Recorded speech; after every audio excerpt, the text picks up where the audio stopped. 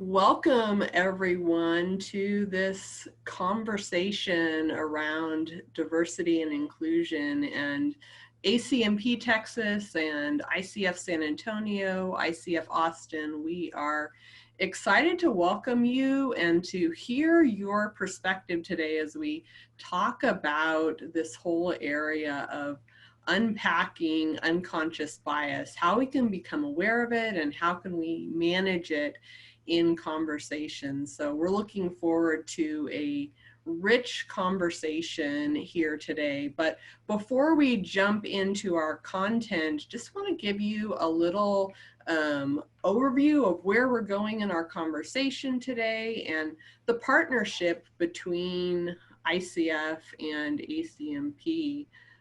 So want to welcome you on behalf of both of our organizations and just let you know how you can connect more with both ACMP as well as ICF across the state. And then after we do that, we'll dive right into what Dr. Dorinda Roll has for us today.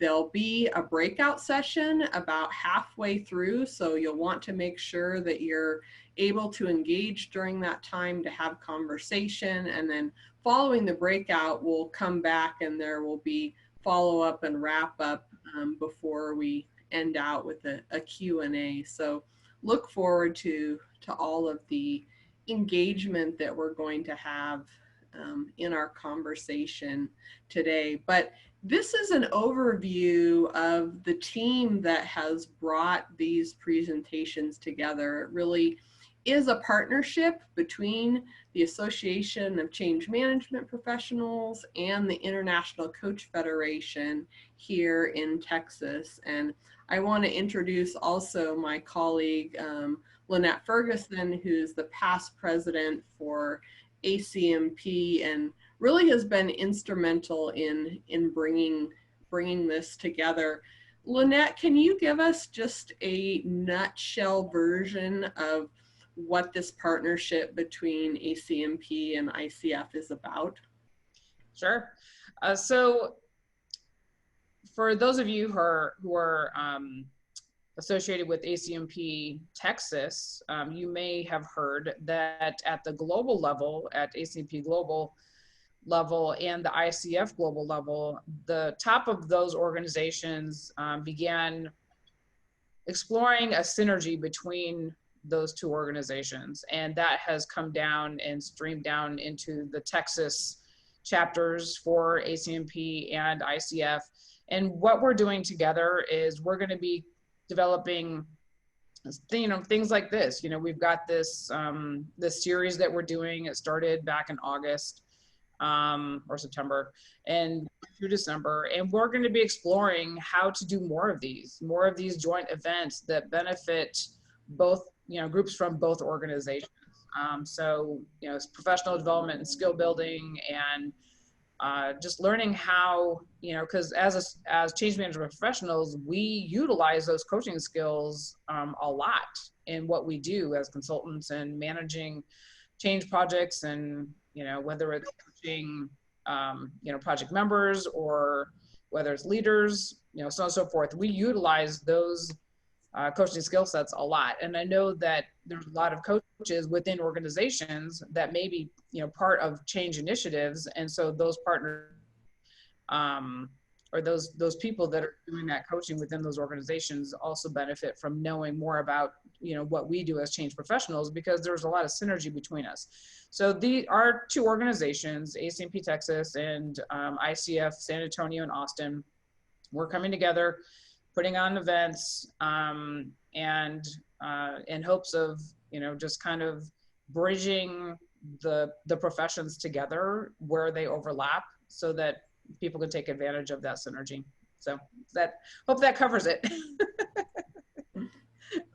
Yes, that's a fantastic summary of the synergy that we really do partner together in so many ways, and we're looking forward to creating more opportunities for coaches and change management professionals to work together, but also to benefit from the thought leadership across both of the disciplines. So this particular series really came about because of the relevance of the topic and not wanting it to be something that just is a one and done thing, but that we're really equipping ourselves as professionals, but also the organizations we serve in how to have ongoing conversations about these topics, because it's not something that you check the box and you're done. It really is the ongoing self-awareness and organizational awareness. And so we wanted to put this series together to provide more resources in that regard. So it really has been a rich conversation so far, looking at how bias impacts the process of change. Last month with Yulia Cannon, we looked at managing your own internal bias. Today's conversation with Dr. Dorinda Roll will focus specifically on unconscious bias, both personally, but also in a broader context as well. And then we're looking forward to next month with Kelly Johnson, who is out of the Fort Worth area. She was a diversity and emerging talent developer at JCPenney for many years before going into consulting. So if you've missed any of these conversations, be sure to check out the ICF San Antonio YouTube channel, and we'll be posting all of them there so that you can catch those or be able to share the resource with others as well. And that brings us to our speaker for today, Dr. Dorinda Roll. And she has such a rich background to share with us. She's an executive coach. She's also a professor at UTSA and has authored multiple publications related to the whole diversity topic. And so the things she's bringing to us today are well grounded in research, but also very practical in what we can apply as well. So I want to go ahead and turn it over to Dorinda so she can lead us in this exploration process. Thank you, Carissa and Lynette as well. Thank you so very much for this opportunity. I'm so happy to have the opportunity to be with all of you today. So I'm not going to take up a lot of more time. I'm going to dive right into my presentation and to share my screen with you. Hang on just for a second here.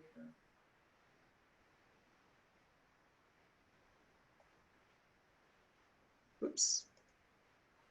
Oh, I better turn off my, there we go. Yeah, that's okay. I got Wonders it. of technology. Okay. So I did have just 4 things. I try to keep things in 3s, but I wasn't able to quite do it today, but it'll get in there. So I had just 4 things that I wanted to accomplish in the short time that I have with you. Today, I wanted to broaden your understanding of unconscious bias and how it shows up. And I also want to share with you how to use a free tool that some of you may or may not be familiar with on how to facilitate a discussion that leads to greater or that leads to organizational awareness about bias in the workplace. And so we're actually going to practice that. And then I also want to share with you how unconscious biases are formed, as well as we'll talk a little bit about what do you do when your own bias shows up, especially in a coaching situation. Okay, so first of all, we're going to all do a little exercise here together. What is your definition of unconscious bias? And I want you to just write it real quick in the chat. Don't need a full dissertation, you know, just one line would be great. Just right now, let's just take a moment to write your definition of unconscious bias in the chat. And I'm going to stop sharing my screen so that I can see some of those. So ready, set, go.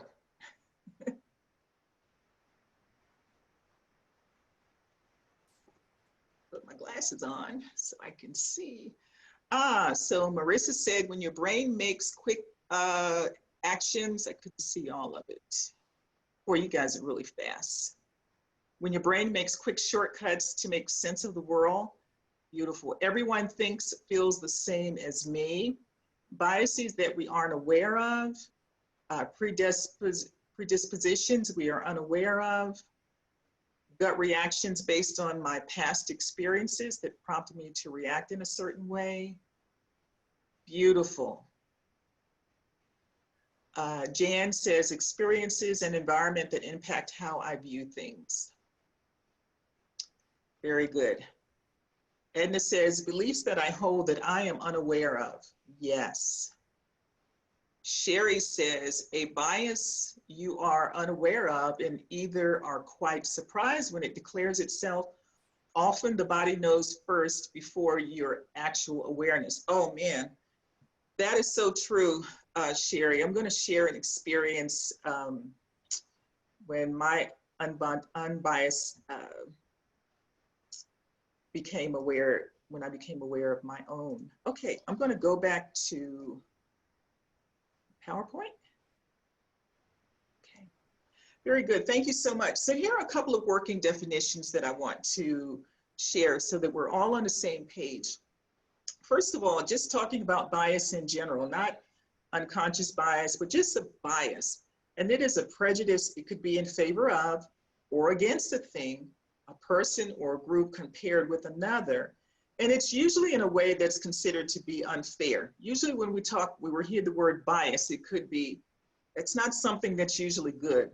But biases may be held by an individual, a group, or an institution, and it can have negative as well as positive consequences. And so we understand about a bias that's held by an individual, but groups also hold biases, and we've also heard the term institutional racism. We know what that is, so that's kind of the same thing, where a whole organization can have a bias that's usually against or in favor of something.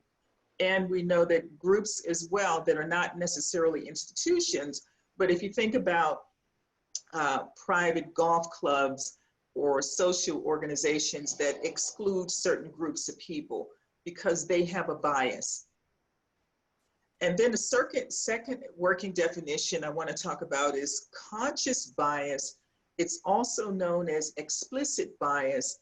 And in the case of explicit or conscious bias, the person is very clear about their feelings and attitudes and related behaviors that are conducted with a specific intent. So this type of bias is processed neurologically. It's at the conscious level, it's declarative, systematic memory, and it's in words. It's like, I know I have this, I'm real clear about it. You definitely, you know this, it's not something that you're unaware of.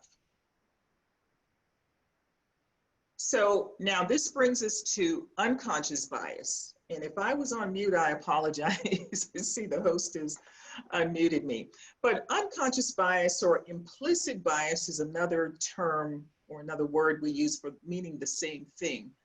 Are social stereotypes about certain groups of people that individuals form outside of their own conscious awareness, meaning that I have this bias, but I don't even know it's there. If anybody were to call me on it, I would swear probably up and down that no, that's not true. But here's the deal. Everyone holds unconscious beliefs about various social and identity groups. And these biases stem from one's tendency to organize social worlds or things by categorizing. It makes it easy for you to quickly make decisions. So here's what they said at the Office of Diversity Outreach at the University of California. Unconscious bias is far more prevalent than unconscious prejudice, and is often incompatible with one's conscious values.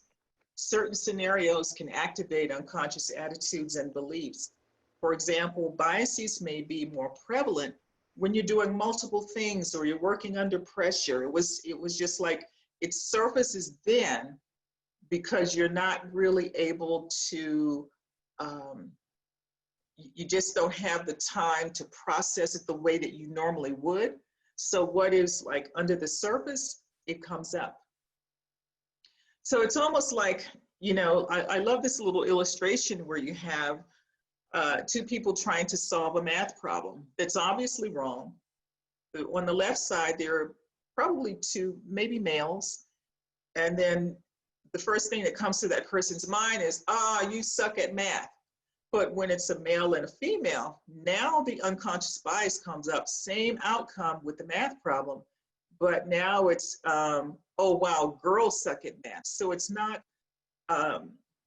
limited to just one person, but the whole totality of all girls suck at math. So unconscious bias has consequences. Most of the time, I think people get away with expressing their unconscious bias, but it's when other people hear it, see it, and then they're able to respond to it.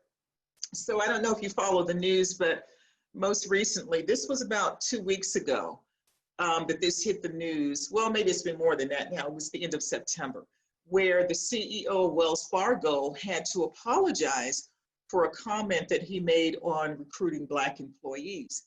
And he not only said this, but it was also circulated in a memo to all of their employees. Now, this CEO, he was, if you've been following Wells Fargo, they had this massive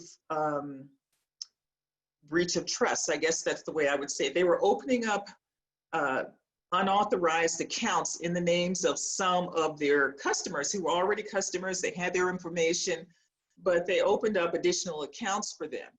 So the regulators got a hold of this. So the CEO that happened under, he was out. They brought in this guy to correct that. And at the same time, they were also being accused of bias against African Americans and as well as women in hiring. And they recently solved that lawsuit. I think it was something like $30 million. But anyway, this is what he said in response to, let me back up a bit. So when he came in, he also brought in other executives, mostly all white males in terms of being on the leadership team. And so as his excuse for not doing that, he said, while it might sound like an excuse, the unfortunate reality is that there is a very limited pool of Black talent to recruit from with this specific experience, meaning banking experience. So after he was called on that by his own employees as well as others, this is what he said.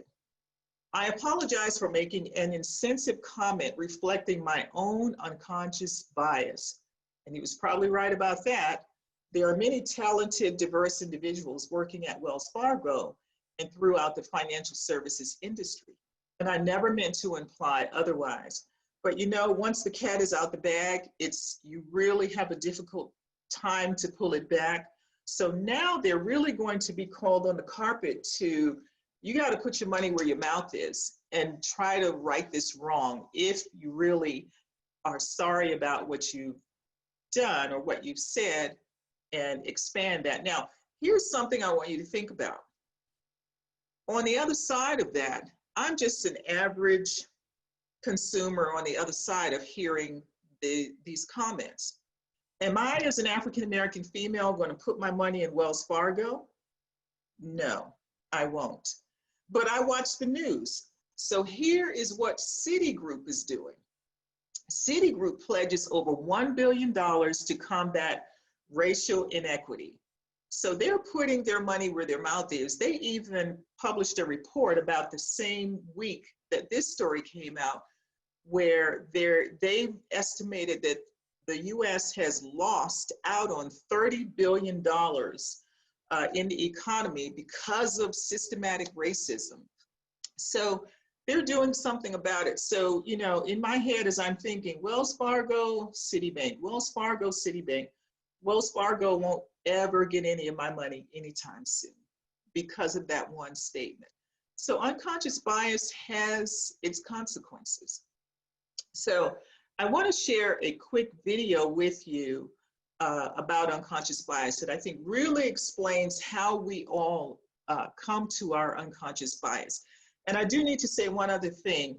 If you are watching this, if you're participating in Zoom on a tablet, if you could switch to a computer or a laptop that has a keyboard, that'll help you in participating when we get to the Zoom rooms.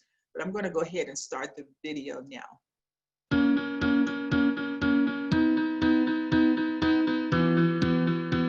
Your brain, by some accounts, receives roughly 11 million pieces of information each second, but your conscious brain is only able to process about 40. How do you handle all the rest? You handle it because you're really using two brains.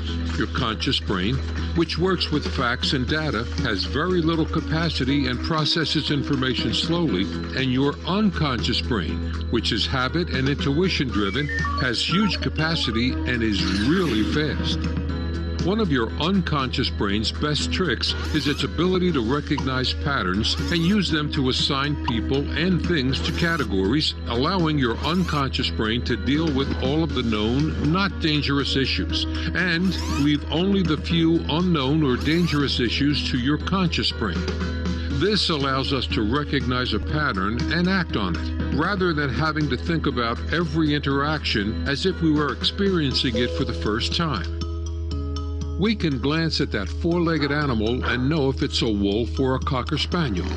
That recognition allows us to make assumptions about the animal facing us, that the wolf belongs to the wild animal category and is likely to be dangerous, or that the cocker spaniel is in the domestic dog category and not likely to be dangerous.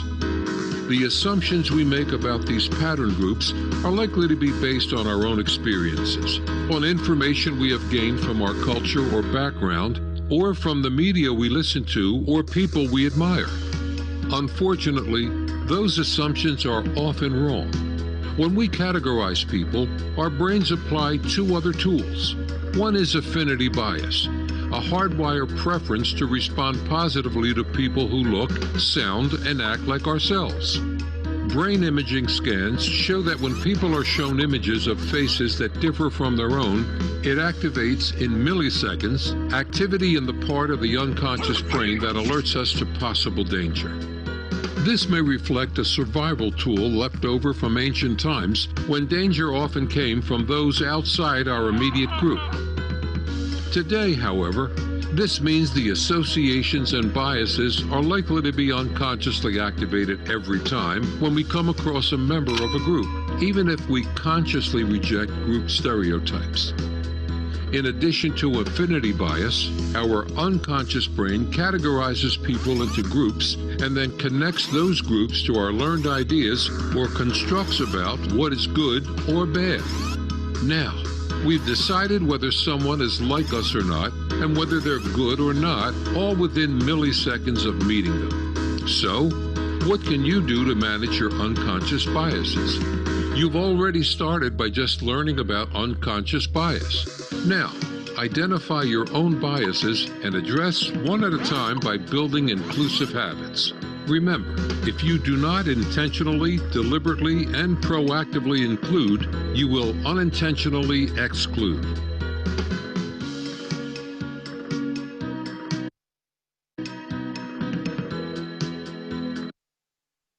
Okay, so I love that little video because at the end he talks about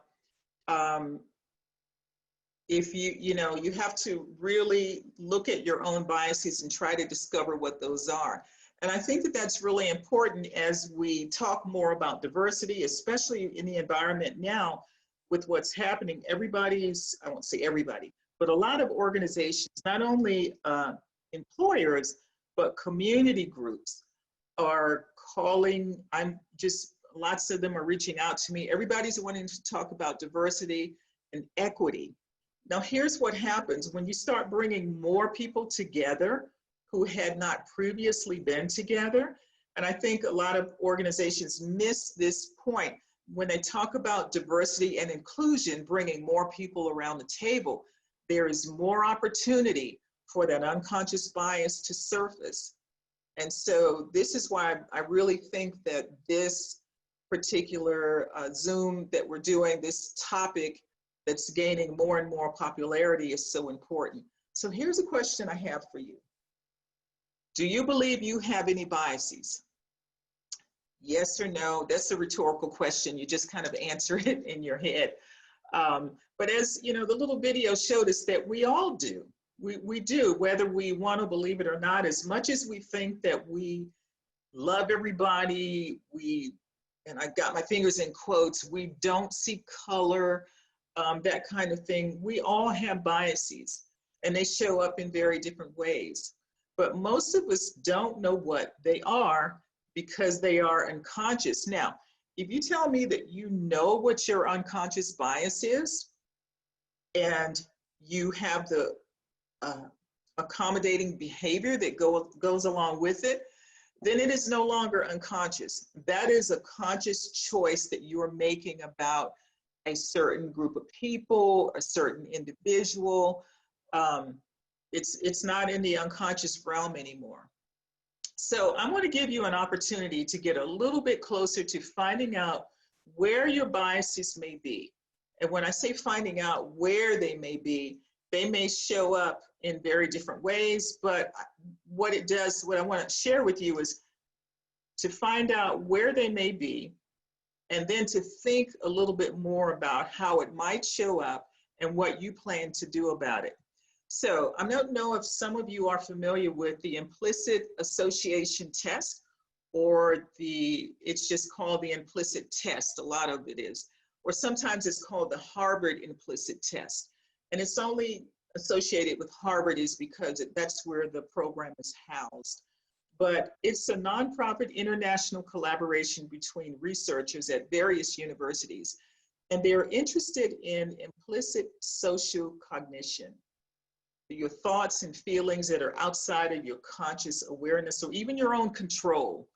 And the goal of the organization is to educate the public about hidden biases and to provide a virtual laboratory to collect data.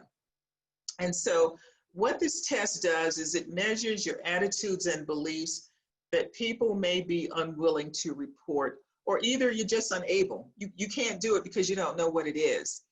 And so if you've taken this test before, fine. They've got about 15 different options for you to take, but this is what it looks like. This was a test to determine if you have a preference for younger people over older people. And so I want you to get ready, make sure you're at a place where you can, you've got a keyboard. But the way the test works is you're going to be presented with pictures and words. And so in this picture, you see that individual looks like it could be an older person. So you would just tap on the E for old, and then eventually a younger person would come up, but you'll get it.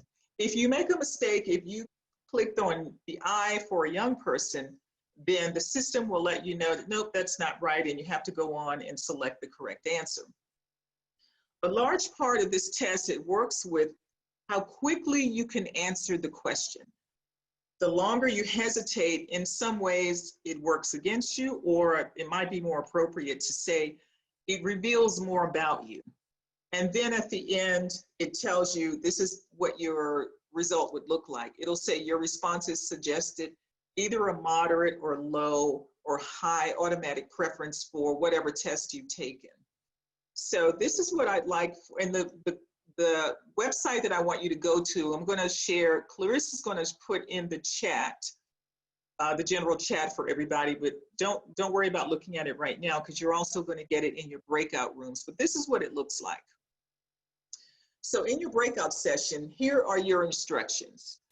You're going to go to the website there, And then once you're in your breakout room, there are going to be about 6 or so of you in the room together. I want you to decide as a group which test everyone in the group is going to take. Now, you're not going to take it as a group. You're going to have your own individual test, but I want everybody in your group to take the same test. And so while there are about 15 options on the website, I only want you to select either race, sexuality, or disability. Now, as a group, once you've taken your test, and it's quick, it's very fast. Once you get into that website, it's going to ask you to give a little bit of demographic information, right? Because they're collecting the data. That shouldn't take you any more than about 3 to 4 minutes. Once you've done that, the test will probably take you all of 5 to 10 minutes. So once everyone has completed the test, you've gotten your results. As a group, I want you to answer these 3 questions. Did your test results or result surprise you? A simple yes or no is sufficient. However, if you decide that you want to discuss and reveal your test result, that's fine. I don't want anybody to feel any kind of way about having to reveal something personal about themselves. But if you're cool with it, go with it. Then I also want you to discuss, did you have difficulty taking the test and why? I think that that's really important for us today, is what was the difficulty in taking the test? And then the third and final question is, do you believe the test was biased and why? So I'm going to give you about maybe 15 to 20 minutes and then we'll convene. But if it looks like your group is done with the questions, then we'll reconvene everybody back to come as a group. Now, there should be a spokesperson for your group, because I am going to ask one person from each group to report out to the larger group, and then we'll engage in some type of discussion. Now, if you have questions, you can raise those in your breakout session. And so I think everybody's back. I'm looking at a different view. Okay. Hey, everybody. All right. So I know that some of you were just kind of getting started in your discussion to answer the 3 questions. And I know that some of you didn't get started at all. But what I really wanted to do was to share this resource with you. When you can use it at another time with organizations that you're working with or teams, when there's less pressure. You know, you won't be trying to rush through everything, and then you won't have the restrictions. Like I like people to feel comfortable where you don't have to reveal your results if you don't want to. I've taken the test many, many times. I've taken several of them. I have not taken all of them. But of course, I do enjoy taking the one on race because my results surprised me. And just for the sake of time, I'm going to give the feedback on what I had planned to do with all of us too, because if I open that up, I know the discussion will really take off. But my results surprised me, and they're the same all the time. So I don't know if there is an opportunity for the results to improve. I need to try and reach out to the researchers to find out where they are with that. But I'll just full disclosure, my results say that I have a preference for white people. So when I first took it, I was like, no, that just can't be right. I mean, I am Miss Black Lives Matter. I teach African-American studies and social civil rights. That just can't be right. But once I begin to think about where unconscious bias comes from, how I was raised, where I was raised, the schools I went to, where I've worked, where I live, that could be a real possibility. So I'm working on that to see, but, I got a real surprise for you. So I'm going to keep going. I'm going to share my screen just so I can share more of the content that I had planned for us. So I'm going to jump back into that. Let me get there.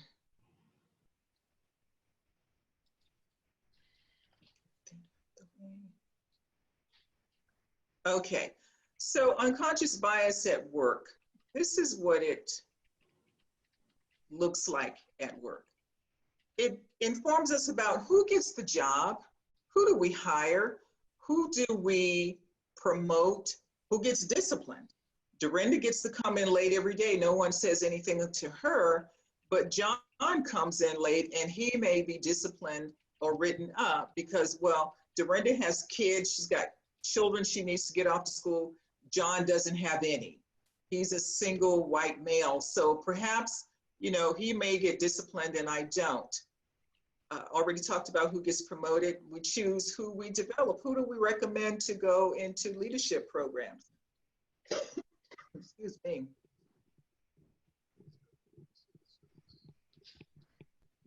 It colors the way that we see who's confident. We talk in the video, it mentioned affinity bias. People who are like us. We tend to see people who are like us as somehow more confident, better. Sometimes it can work that way. Sometimes it's the opposite way. It can affect whose ideas we consider. Now, some of these things may contribute to a hostile work environment. It could also lead to bullying and certainly discrimination. Excuse me. So where else does it show up?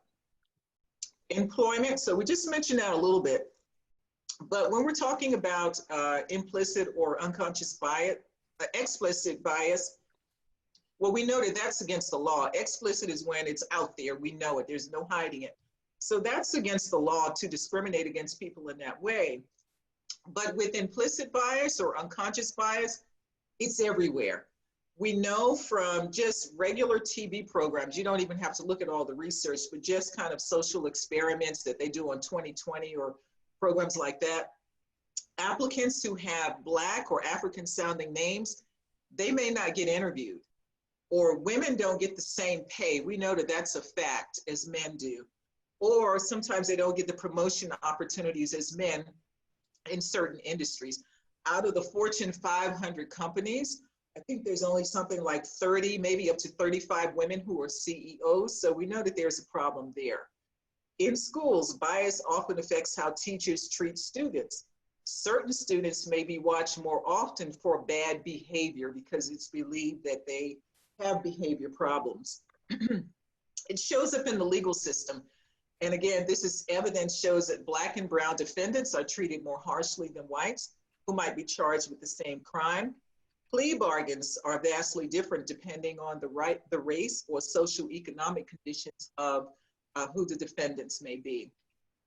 In our social settings, negative assumptions are made with sometimes deadly consequences, and we see that on the news on a really almost a weekly basis when certain people have interactions with police, or when people are applying for housing, or just you're in Central Park just watching birds, okay? You're doing bird watching, and you all know about that Amy Cooper whole situation. In Starbucks, people are treated differently. You're just jogging.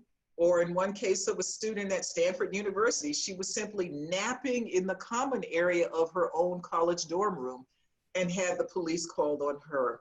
So that's a whole lot that could be unpacked in that whole issue in terms of dealing with the police on both sides. Police who call the people who call the police on Black people, as well as the police response when they show up to situations that really could be handled with the, hey, you know, I'm just gonna let this go and go on about my business, but it doesn't often happen that way. And then also in the medical arena, people who are immigrants or who are economically disadvantaged, and of course, Black and brown patients, they may not receive appropriate treatment.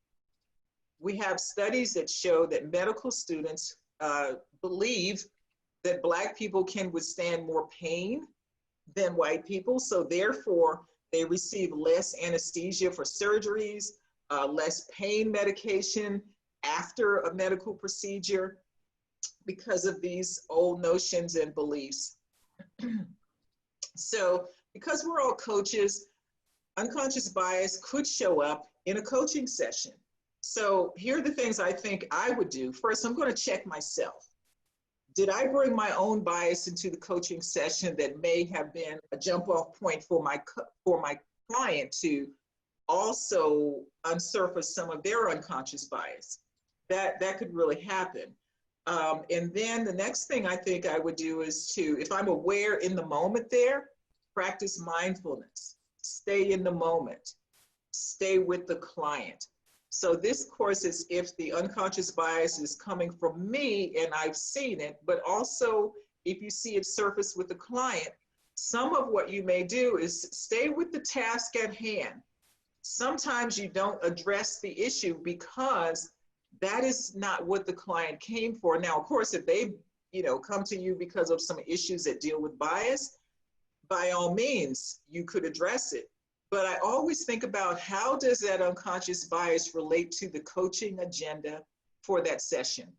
If someone came to talk to you about a communication issue that they're having with colleagues or with their team, the unconscious bias issue may relate to that, but you have to be very careful about how you bring that up. If I were going to bring it up, of course, as we're all taught, you ask permission to probe deeper if you sense that that might be important to the client, and not so much because I am offended or because I recognized it. A lot of times people don't recognize that there has been any unconscious bias or anything to be concerned about. So my final thing is that addressing unconscious bias must be the coaching client's issue and not ours. So in other words, I probably wouldn't even address it unless not that moment in the coaching session, but perhaps in one that may follow. So sometimes unconscious biases show up as compliments or caring in the form of microaggressions that are sometimes rooted in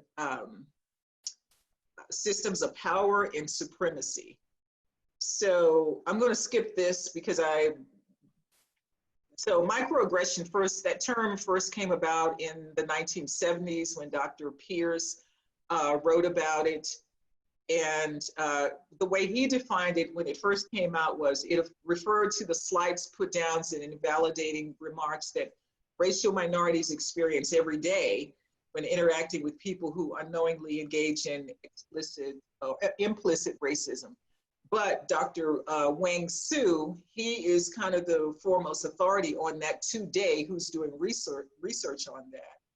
And this is what he says about microaggressions. They are everyday verbal and nonverbal and environmental slights, snobs, and insults, whether they're intentional or unintentional, which communicate hostile, derogatory, or negative messages to target persons based solely upon their marginalized group membership. And I would also say an underrepresented group. It could happen that way if you're in, let's say, a white male-dominated industry and you're the only female there, then you're underrepresented. You may not necessarily be marginalized, but you are underrepresented. So I want to go ahead and share this video if you haven't seen it. It may be a good resource for you.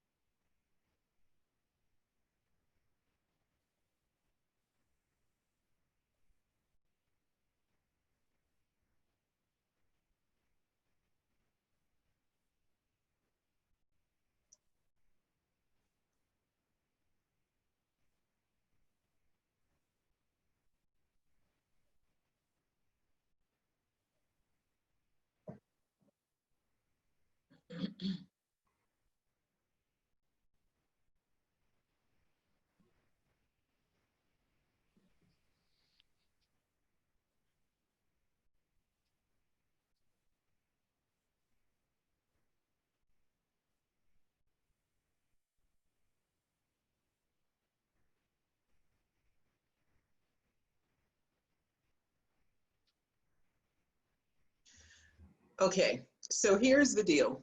You probably microaggressed and didn't even realize it. Just like that unconscious bias, everybody does it, even if they don't know it, even if you didn't mean it. It doesn't mean that you're a bad person. It just means that you might be unaware of your own biases and power. So I have this story that I usually tell here about when I was teaching in a class at UTSA, and I have a student, she's a young woman from Indonesia, had taken several of my classes, had been with me on to events outside of campus. And so I thought we were, real cool together, and, we were cool with each other, which we were. But in all of my classes, we always have these deep discussions and debates. And there was this discussion that we were having in class, and she said she made profound comments. And I thought, oh, wow, this is just awesome. So what I did was I said, just trying to be cool. I said, oh, give it up for the Asian girl, 3 snaps up. You know how the young people put their fingers up and they're snapping their fingers. So I did that, and everybody clapped for her, gave her snaps and everything. So we just moved on into class. Later that night, I get this email from that student, and she let me know that she did not like the comment that I made about give it up for the Asian girl. She said, would you have said that if it were a Black girl? And oh my God, I felt like I had been stabbed in the heart because I realized what I had done. So of course, I apologized, but I saw it as an opportunity to teach. It was a learning opportunity. So we emailed back and forth because she wouldn't pick up my call. I had her cell number. I wanted to call her and talk to her. And so I said, well, I will apologize in front of the class. She said, no, nobody else noticed it. Don't worry about it. So what I did was I let her know that I'm going to do a little session on microaggressions. I showed the little video that you all saw, but I made no reference at all to what had happened. But I wanted people to know, the students to know that this happens. And so this is what else came out of it. What do you do if you microaggress? First of all, you don't question the other person's perception of what happened, right? Don't invalidate their feelings by saying, oh, I didn't mean it, or oh, you're too sensitive, or I'm sorry that you took it that way. It doesn't matter that they took it that way. It was that way for them. But what you do is you apologize quickly and you be sincere. You don't over apologize. You simply apologize. Hey, I'm sorry. I'm sorry that I made you feel that way. That was not my intent. And you leave it alone. Then here's the real work. You examine your own system of beliefs. Why would you say that?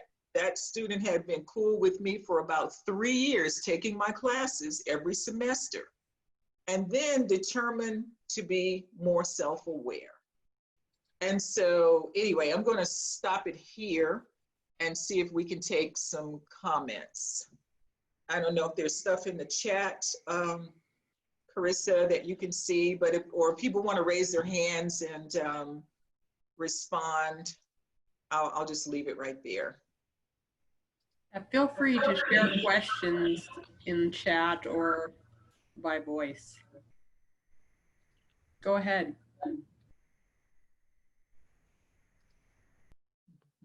Well, I know there's been instances where I had sessions at work and I've microaggressed and wasn't aware of it. And I had someone come up to me after a session and said, you know, it might have been better had you done it this way instead of the way that you did it. And I'm always open to others' opinions and points of view. And so I said, you know what, you're probably right. And I should have done it that way. And I actually had recognized it, you know, myself in the midst of doing it. But it was already out there. I was already started down that pathway. So, you know, because not everyone feels safe enough to even come to you individually and say, hey, I disagreed with, or you could have done this better. Some people would just swallow it and they hold that uncomfortableness inside. And so I really appreciate it when people make those voice their opinion. So it's Observations, very yeah. helpful. Yeah. I agree. Oh, somebody said something in the chat about bystanders. It came up real quick. Let's see. Bystanders should speak to it also. Absolutely right. So there's this new term that I learned about being an upstander. So you're not going to stand back and let things happen like that you see, but you address them, you jump in and you say something about it. And I think that that's really important. That's a part of being an ally. When you see that things are happening to people, you have to decide that you want to be an ally and not allow that to happen. Somebody's snapping their fingers here. Yes, that's what got me in trouble with the student. Like, oh yeah, give it up, I thought that was really cool because she said something profound, but I added something to it that did not need to be there. I knew her name. Everybody else in the class knew her name. I should have said, give it up for Dorinda, whatever her name was, but I didn't do that. I chose to go into a deeper I wouldn't even say I chose to do it, but that's what we're talking about is unconscious. I did not choose to offend her knowingly, but I made a bad choice to talk about her ethnicity. Anybody else? Miss Ford, where are you? I'm not going to let you get away with that. You go ahead and speak while I put my glasses on to read something in chat. Hi, Dr. Roll. I've been active in the chat.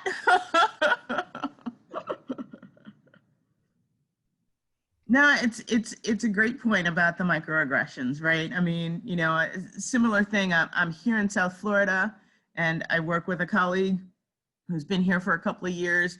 She's helping me with my Spanish. I'm helping her with her English, and working really hard to not be microaggressive in the, oh, your English is so great. You've been here for a couple of years, and really trying to acknowledge, how difficult it is to be working in her second language, all day when we're working together. But, that idea of how you find the balance between genuinely wanting to acknowledge that someone is doing something difficult without being microaggressive. Yeah. Joe, where are you? You made a comment about PC in the chat. There's so many pictures, I can't see everybody. Are you still on, Joel? Do you want to speak to that a little bit more? Yeah. There you go. I often find when people are, when they microaggress, they seem to use, oh, you're just being this too PC. We're all just too PC in this world. You don't hear people who don't microaggress use that terminology as much as you hear people that do as a defense for their behavior. I'm wondering, do you have any suggestions on how that might be handled? So yeah, I've heard people say that a lot, but usually it's not directly to me. I'll hear it on certain news stations if I choose to listen to, which I probably don't. But a lot of times I hear people will say things about you're being too PC or, politically correct. I feel like being politically correct is good because to me that means you're respectful of other people's feelings. That I just don't feel like it's necessary to tell it like it is or the way that you see it or you perceive it. I think that there's a larger or the broader community that we have to be responsible for besides just our perspective or our own feelings. That's one of the issues I have about Americans is that we're such an individualized society as opposed to being, in some of the countries I've traveled to, they're a collectivist society where the good of everybody comes before your own individual needs. And I think this whole thing about not being PC addresses that. But here's what's happening. We don't have enough time to get into this now, but in some of my other classes that I teach at the university, we talk about cancel culture. That usually comes up a lot, where now when people make these kind of mistakes, they get canceled. The example I gave you about the CEO at Wells Fargo, I'm just waiting for him to get fired, or to, we'll see in the news where we see his resignation letter, because people are intolerant now for mistakes like that. And I'm not sure that I agree with everybody needs to be canceled because they make a mistake. I would much rather see people learn from the mistake and go on and not commit it again. But we know that that doesn't happen all the time. People are just you're losing your job. I don't want to take up all the time talking. Anybody else have a question or a comment? Yeah, I was social media. I mean, it's probably where you see the most volatile way of seeing these aggressions, and I mean, it's getting. I think as a society, we're struggling with that, where people say, "Well, I'll have to say what I say," right? And there's just no compassion for the other person, no, right? Absolutely. I I agree with you. I think that social media has opened up a whole new arena and an opportunity for people to hide behind the screen. You can just clap off anything on the keyboard without even thinking about it or the consequences that come with it. So yeah, that's a shield, right? Like provides them a shield to do anything. Say, I'll say anything, but what is it coming out of your mind? I mean, it's just like, you know, there's other receivers that are going to get hurt, and we as coaches have to be, you know, very. Yes, absolutely. Interesting. It's so interesting to me that the first thought was social media. You can hide behind it, because I think of social media as exposing everything. I mean, everybody's carrying a camera these days, you know, their personal phones, and you almost can't breathe without somebody recording it and putting it up on social media. So to me, it's like anything and everything we say or do, however we behave. Yeah. And Jan, I agree with you there. I think though, for a lot of people, when they're typing out their reply on Facebook about something or posting something, I think they feel real secure, because you're in your own home. So in a sense, you're hiding behind it, but there's not that cognition that literally millions of people could see that. Right. Or however many you have in your group, even though you may think, well, I've got this restricted, all people have to do is do a screenshot, and now they've created you a whole new thing to broadcast whatever you've done out. Even when you try to go back and you delete it. I love that. Well, I'll see something. Well, they have now deleted their Twitter account. But here's what they said. Yeah. So somebody asked, would I share my slides? Yes, I'll figure out a way to get them to Lynette or Clarissa as a PDF and get that to you. I'm going to go ahead and turn this back over to Lynette and Clarissa, because we only have 5 minutes left according to my clock. And so I'm willing to stay on if we're able to do that on the call beyond 1 o'clock, but they may have some closing remarks that they need to make. So I want to be respectful of everybody's time. Thank you. I'm sorry the test took longer than it should have, but take it again when you have a chance. Take some of the other ones. It'll get easier to take as you go along, but when you're not under time pressure, it's easy. And I did, in one of the rooms that I jumped in, somebody said something about, oh, I wonder if it counts against you if you take, you know, if you go wrong, if you get that red X that comes up. It doesn't count against you, but it informs the test about something about you when you hesitate like that. So anyway, thank you, everybody. Thank you. Oh, thank you, Dorinda, for a very rich and thought-provoking conversation, really helping us deepen our own awareness, but also be able to enter into the world of others more. And really, that's what coaching is about, that we're able to step into someone else's world, understand life from their lens and their perspective. And when we're able to do that, that's where connection happens, understanding.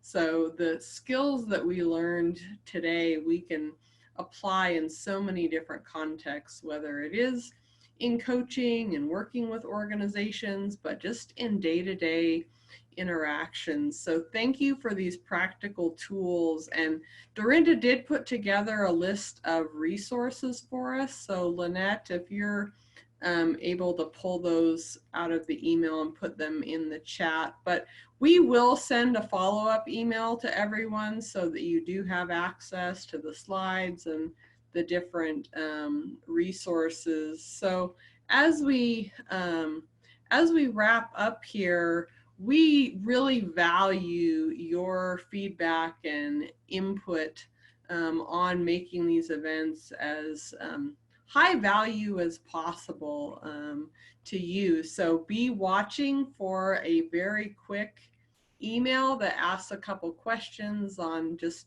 what was most valuable to you, but also how can we make these better. So look for that in your email, whether you registered through ICF San Antonio, Austin, or ACMP.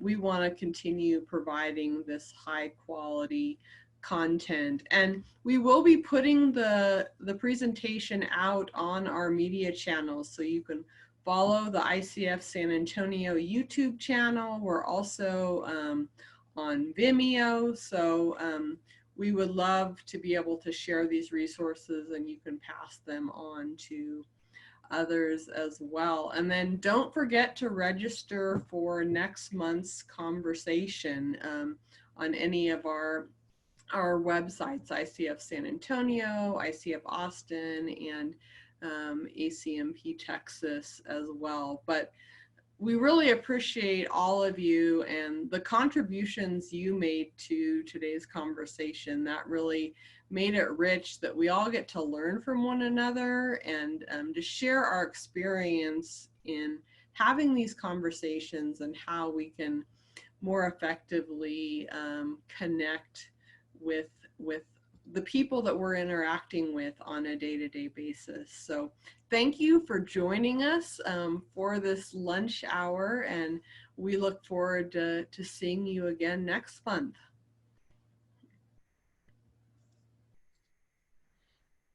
Yes, thank you, everybody. All right.